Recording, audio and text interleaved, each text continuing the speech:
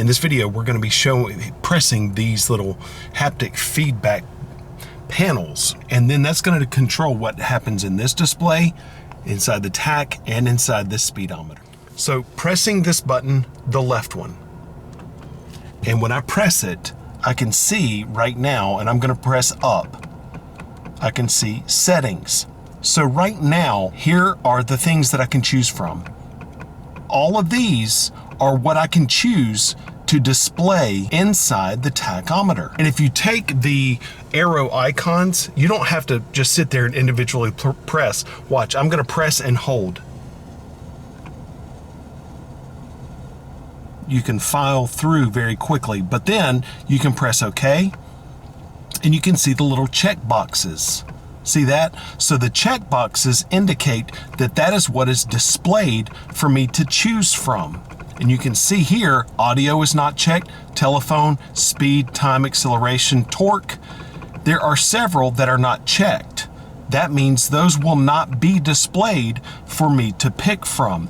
If I press OK, it unchecks it and takes it out of the lineup for me to be able to pick from. But then I can press to the right, and you can see gear selection is appearing, right? I'm going to press that left icon again, and I can go up here, and I can go, let's say we want average economy to be displayed there.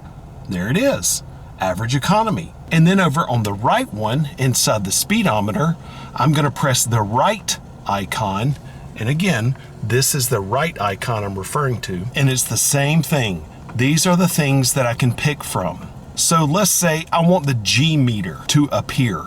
I'm going to press the left one now, and boom, there's the G meter that shows the G forces that are applied to the vehicle whenever I'm in heavy turns. I can press right again, and then there's compass. Now I'm going to press the left one to make it appear inside the speedometer. Boom, compass. So then you can pick anything you want to from either one of these lists and display it right there. And that is how it's done, my friend.